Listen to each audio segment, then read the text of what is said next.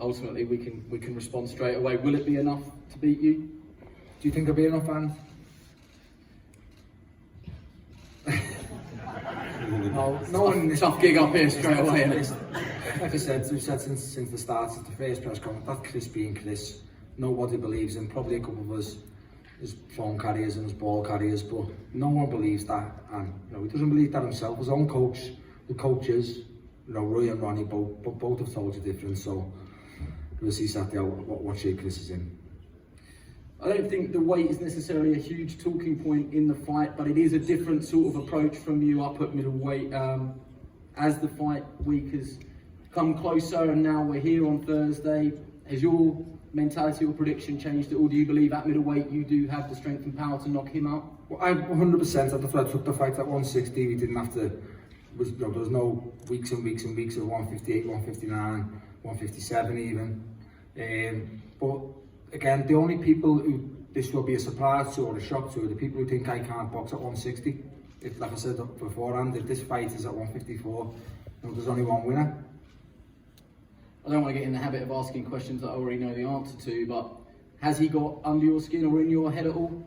You're joking, aren't you? 4 better fighters than Chris. How could he get under my skin? Like saying 50% and 10 looking KFC jackets because I replied to him. People think he got under my skin. I can't get under my skin. So you don't slide into another man's DMs if you're not. Yes, you made a cunt of yourself. I mean, you put a picture up and your video is in my DMs first. I replied to you. I tagged you in a picture. And it come through as a DM. Which were it come through as a DM. Did it not? You made a cunt of yourself. You put it on social media and I slaughtered for it. No, well, listen. You slid into my DMs. You sent me a direct message. Yours coming from mine first, and I replied to it. I'm used to seeing girls in my DMs. I'm not used to seeing guys. Yes, you're going on about girls, mate. Has anybody in this room ever seen you with a girl? Have you got something to tell us, really? Because you're 33. You said on the programme, when you have kids, I know this is just for no laughs or nothing. Do you want to tell us something? You're putting pictures up in Neymar and limousines. Do you want to tell us something?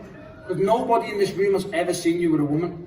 Listen, my private life is my private life. That's irrelevant to the boxing. Listen, I'm happy. I'm comfortable. If you're happy, and just tell us. It's not a dig. What would you like to know? Have you got something to tell us? You want to tell us? You're 33. You're going on about you having kids. You've got to have a woman to have a kid, mate. If you want to tell us something nobody's ever seen, you've got a personal question to ask me directly, then you can slide in my DMs or you can do it right now. But I'm not that type of way, mate. I like women. You like women, huh? Yes. Let's look at this a slightly different way. Let's just turn it back to what we were focusing on there, which is the boxing. No, let's not. Who told Big Mo he's been WBA world champion? Did that come from Carla? Did you tell him to say that?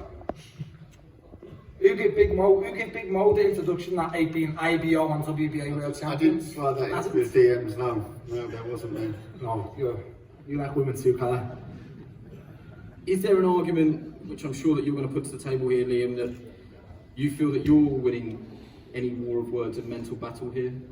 I don't need to win them. That's what I'm saying. From the day this fight got made, what's black, what's white. I don't need to win at tables now. Like I said, I'm not going to kid you either and think he's rattled by it. Do you think he's under my skin? I'm losing sleep at night, or I'm training different, or?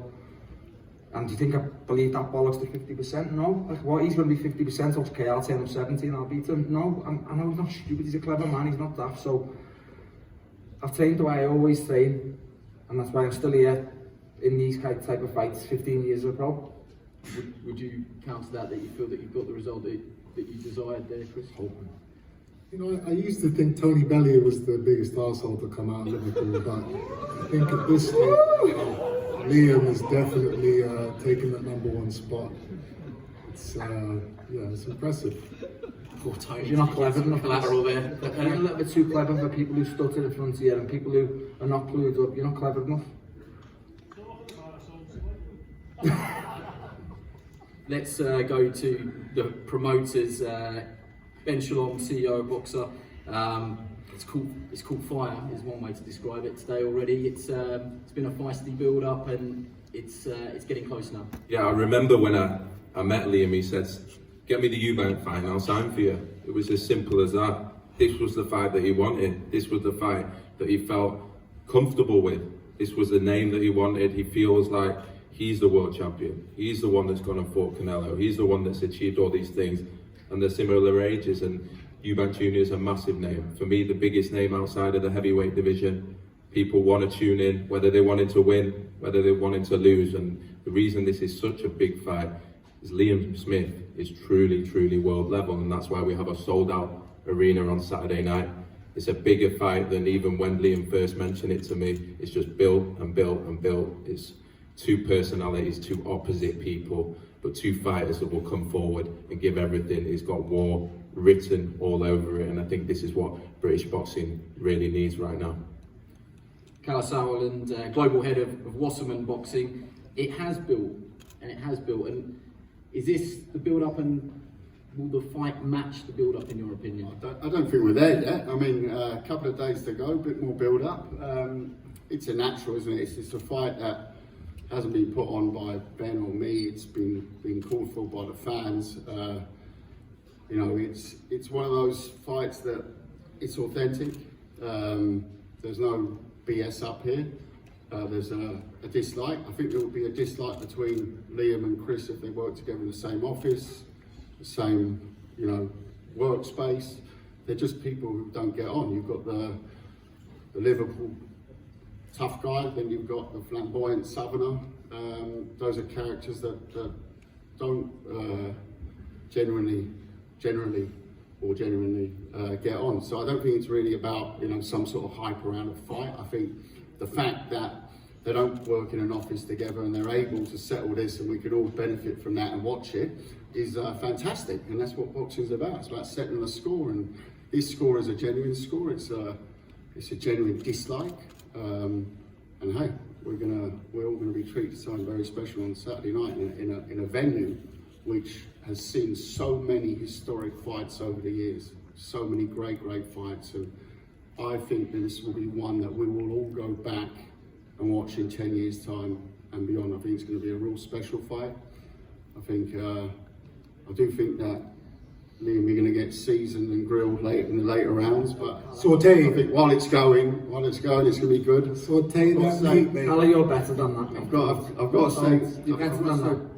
got to say, there has been a very interesting thing that I haven't seen in 20-something years in boxing. That the training camp, they stopped about a few weeks ago and moved to a bit of a Karate Kid style. So they're working on the chopping and the sauteing instead of the traditional boxing moves. So Mr. Miyagi, aka Roy Jones Jr., has been doing a fantastic job on the herbs that are going to be sprinkled all over the ring on Saturday night. It's going to be fireworks, and yeah, looking forward to it. Let's